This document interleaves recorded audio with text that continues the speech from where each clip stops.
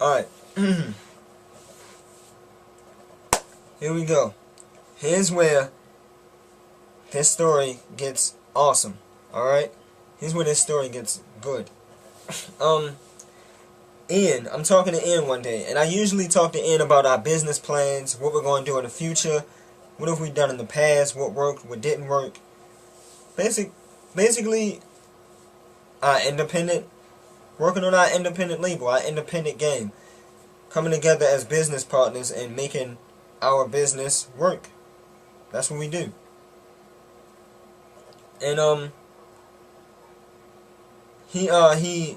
talking to him one day, and he said, hey, I was looking on the internet and ran across these studios, and I talked to the guy.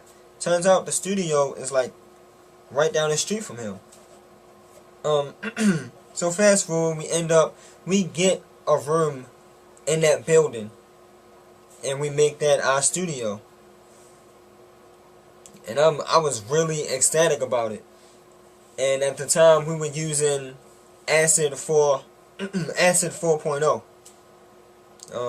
They have a lot of updates on it now, but at the time, that's what we were using.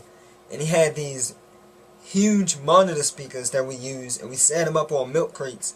Like, one was over here, one was over there. And we had the table, the computer was on it, we had the mixing board, we had everything. Like, the walls had the cushions and stuff on it. And I'm watching Ian mix down my old stuff. And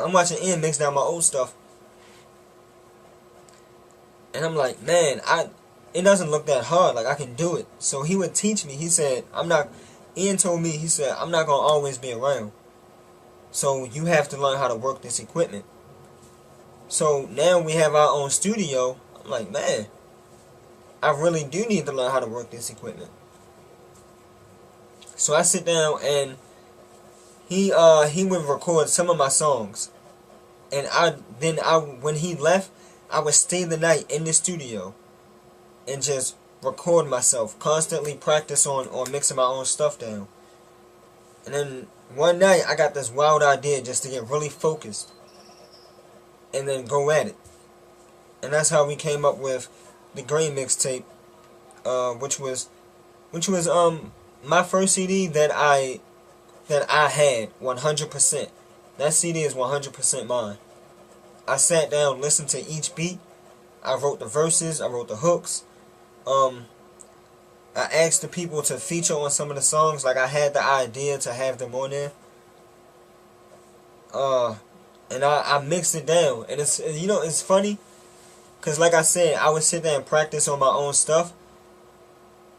And I would go back, I would mix it down, listen to it, mix it down again, increase the levels, decrease, add the ad-libs, the sound effects, everything. And the first time I mixed it down, I thought I did good. I'll let other people hear it, and they'll be like, yeah, that's cool, that's cool. Ian heard it, and he was like, what you do?